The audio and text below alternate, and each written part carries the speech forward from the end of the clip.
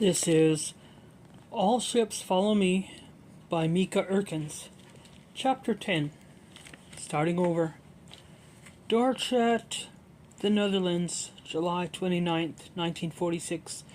My grandmother doesn't have enough money saved to rent a home for herself and the children, so she immediately begins finding temporary solutions, sending letters to friends and family to ask for assistance. The boys, now 9 and 13, are sent to live with a farmer who needs help with chores like milking cows and mucking out stalls. Hanny, the eldest, now 14, is sent to live with a family in Hoog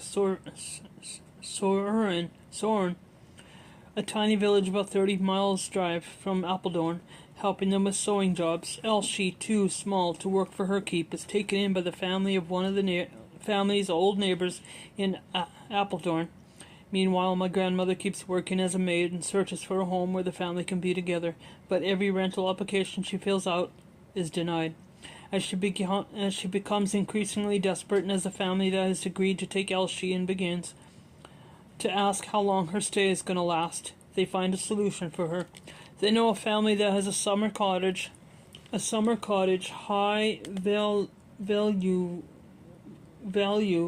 the nature reserve of heath and woods on land owned by the royal family in Hoog Soren. As a small summer cottage, it isn't even insulated, the wind whistling through the cracks, but the matriarch who owns the place, the elderly Mrs. Parkey, now needs assistance.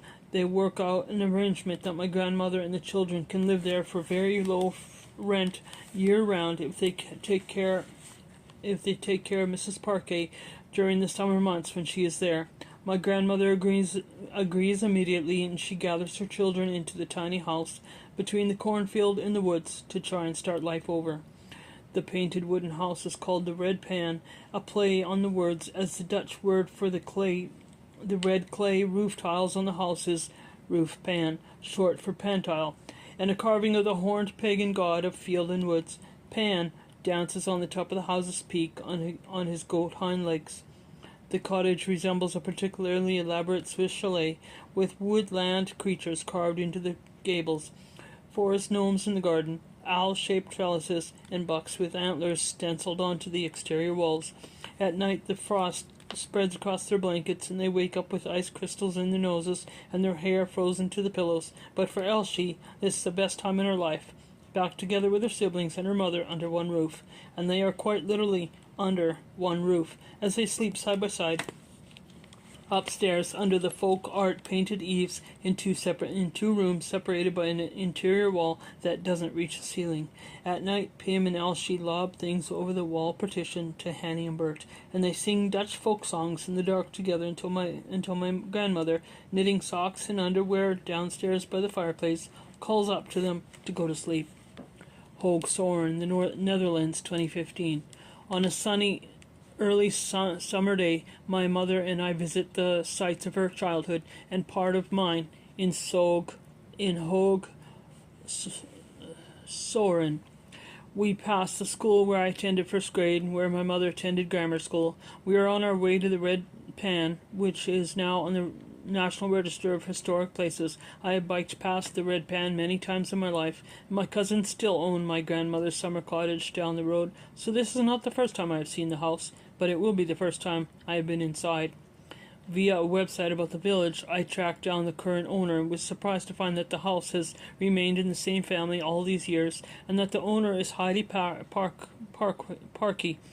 the granddaughter Mrs. Parkey, whom my grandmother cared for. She is a bit older than my mother, more my Aunt Hanny's age, but my mother recalls playing with the teenage Heidi when she visited her grandmother at the cottage. So it turns out this will be a reunion, not only with the house, but with the people who were there with my mother 70 years earlier. Over the years, the area has transformed from the rural religious community I knew as a child to a highly desired area of weekend and summer homes for the rich. Some of the old farmers had held out, regarding the interlopers with disdain as they herd their cows past villas in their blue coveralls, and wooden shoes. The red pan sits indifferently in the midst of this, a field of corn still on one side, and a rebuilt summer villa on the other. Two muscular, well-groomed horses graze in the sun next to the new villa. Heidi is now old and uses a walker, so she comes to the house only to show it to the visitors. Nobody has lived there for years. As a result, the house has preserved in much the same state as it was when my mother lived there as a child. My mother shows me the corner where she slept. It's cramped and tiny, but I can understand why she loved it. Heidi spends several hours with us drinking tea on the veranda of the house, reminiscing with my mother. I see it as an opportunity to get my mother's story from a different perspective. What did the people think about my grandmother giving shelter to an NSB family, I ask. Oddly, my mother jumps in immediately before Heidi could answer, stating, "Oh, nobody in this village cared about that. They liked us. It was not an issue." My mother loved her time in Hoag Soren and doesn't want anybody to mar her image of it. Her longing for acceptance and community, still a deep need. As gently as I can, I say, "I know that that was your perspective, but I actually like to hear the answer from Heidi." Heidi looks uncomfortable and, watching my mother's face, says, "Oh, yes, sure, they were liked by most people in the village. They always behaved themselves," I push on, despite being aware that my mother may not want to hear unvarnished truths. Knowing how deeply NSBers were hated, Heidi, I find it hard to believe that there was no issue at all with your grandmother putting NSB allied tenants in her house. It's okay. I want to know the truth about what people really said back then, behind the family's back. Really, nobody around here made an issue of that, my mother answers for Heidi again. I stop her and say, "I'd like to hear from Heidi." "Well," says Heidi carefully, diplomatically, "it's true, most people held their tongues, but my aunt and uncle said, how can you take NSBers into your home?" Actually, the truth is, they wouldn't talk to my grandmother after that. It caused a bit of a rift in the family. "I think that's remarkable," I say. "Your grandmother was willing to risk her own relationships to help a woman and her children in need." My mother listens to us in silence, then quickly changes the topic of conversation to her memories of the garden. She doesn't want to think about the ways her father's actions radiated outward to affect others. War scars more than just one layer of the community. It scars both figuratively, and it scars people. It scars systems, and it scars landscapes. The war permanently changed this area. Even my childhood, when we visited Hoag Soren and the nearby village of Kutwik, where my aunt lived, it was always lurked like an apparition between the trees. There has never been a time when I didn't know this beloved serene place as marked by the memory of violence. From the trenches dug at intervals along the roads, now scabbed over with moss and heather, to the concrete bunkers built into hillsides, World War II was a part of this landscape for me. I learned at a very young age that there were many areas my siblings and I were never to play in when we rode our bicycles deep into the woods. Over 70 years later, this is still the case. There are still sections of the forest where we cannot wander freely today. Walking with my mother through this specific quiet that only the deep woods can offer, over paths worn hard of thousands of feet, I peer between the branches to the shafts of sunlight filtering through the forest floor, wondering what lies beneath. During the war, the Nazis used the dense cover of the forest to bury the explosives caches throughout the region. As a child, my mother found a German ammunition belt in these woods and brought the unused bullets home to make jewelry out of it, until her mother discovered them and told her they were dangerous. The big yellow signs with red exclamation marks still stand in certain parts of the forest, jarring people out of their communion with nature. They read, "Danger. This is a cleanup area, former WW2 German munitions depot by the Royal Bomb Squad. Stay outside of this zone and stay on the paths." Today, picnicking parents out for a day in the country might feel the blood drain from their faces when their giggling children toddle from the thickets holding live grenades in their chubby hands. "Look, Papa, I found an egg." It's the type of scene that still occurs each year or two with alarming regularity throughout the Netherlands. I wonder what existing in this kind of imminent danger does to a psyche. My mother tells me about the flasher the children encountered in the woods after school when she was a child. shaking the whole community, but the munition zones and the bomb dugouts and even underground bunkers where Jews hid in these woods during the war were such a constant presence that they were experienced as part of the landscape. I wonder, how does cohabitating with the perpetually active remnants of war, as my mother did, affect one's psychology? How does anxiety manifest in the body and carry on in the children of those who lived in a consistent state of fear? In the woods after our visit with Heidi at the Red Pan, my mother and I walk on past the warning signs we no longer read, trudging carefully as a matter of habit. Hoog Serene, the Netherlands, September 1946. My grandfather was released in the fall of 1946 after serving his sentence of 16 months of internment, as they call it. He has no job, no property, and no prospects. What he does have is a wife and children who are living in Hoog Serene in the Red Pan. All arranged by my grandmother. His father's return to the household doesn't make much of an impression on the young Elsie. She already has the restoration of family in the home she wants by then in her mother and siblings. When I ask her about it now, she says she does not recall the day her father arrived at the cottage after being released from prison.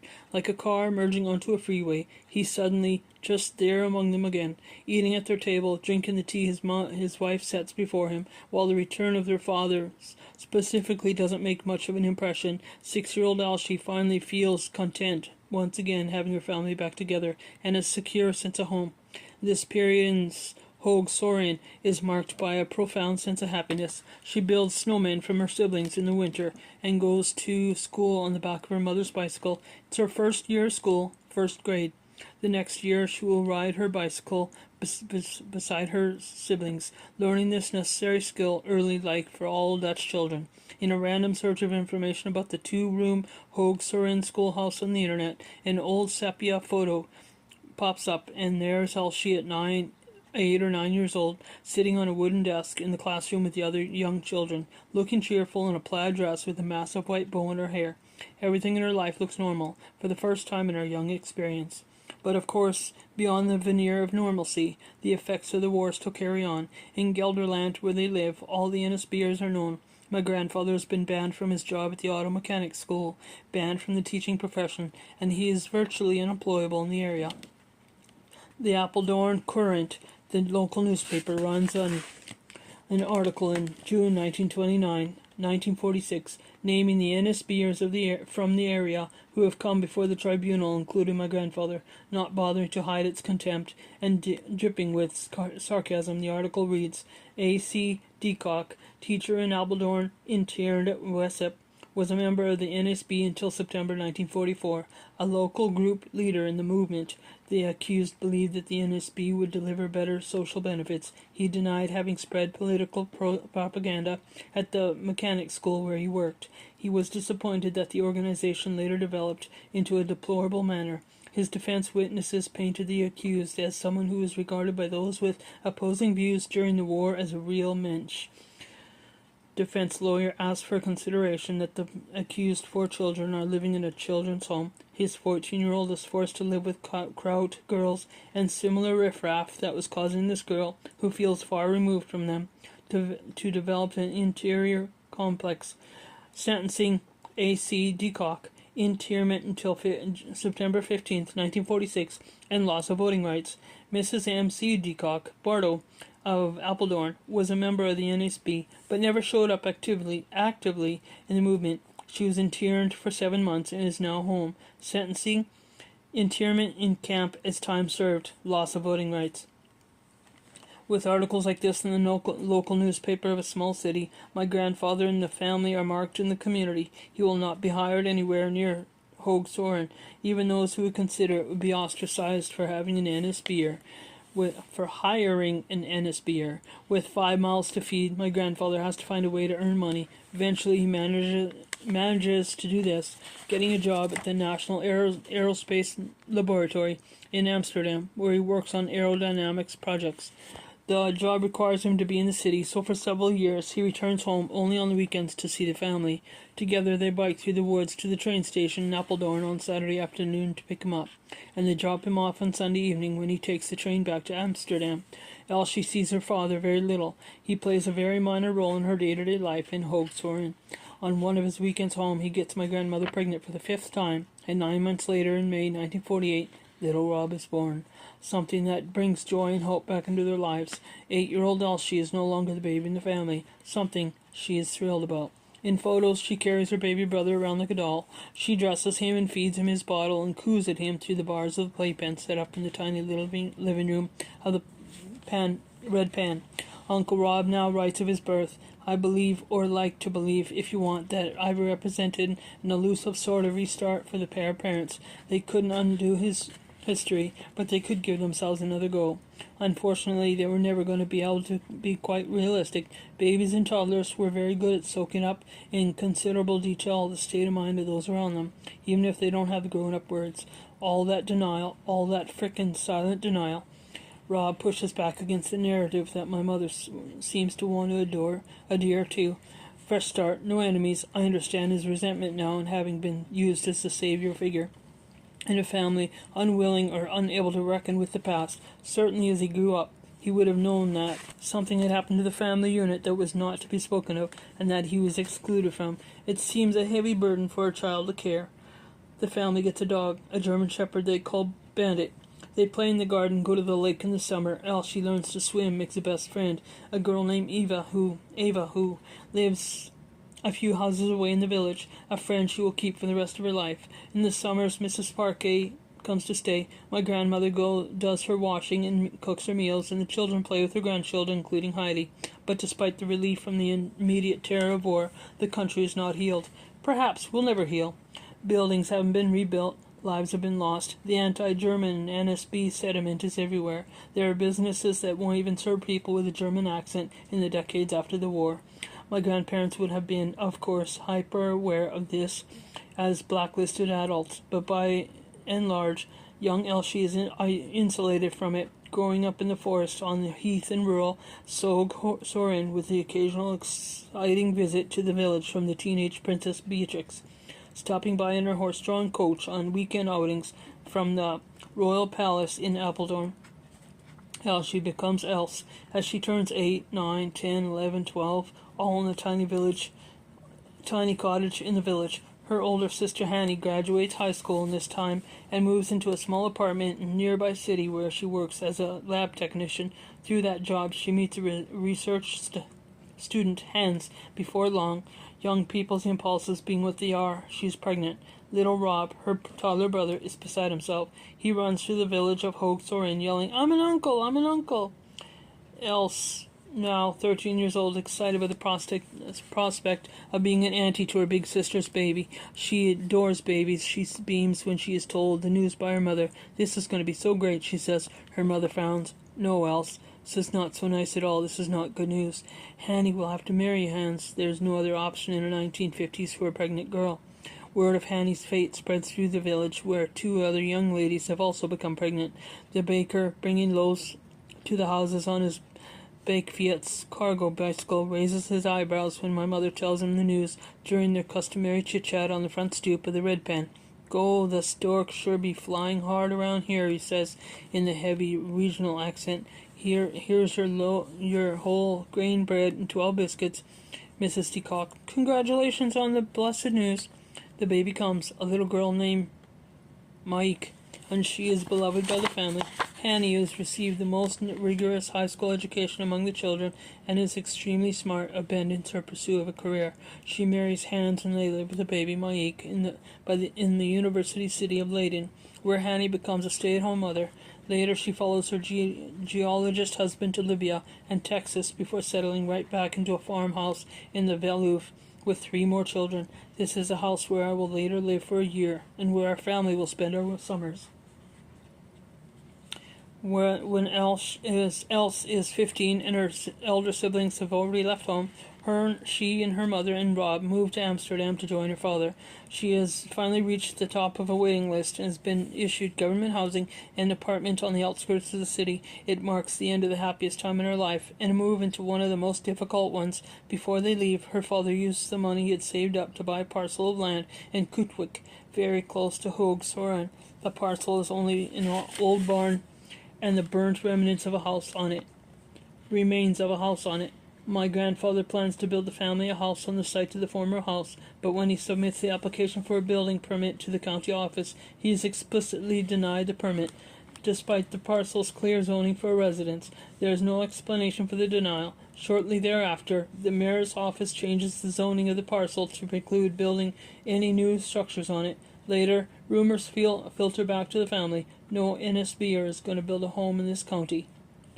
So the family leaves for Amsterdam, owning an overpriced parcel of land on which they can only camp on the weekends, sleeping on cots in the barn. They'll never live in the Villa View as a family again. End of 10.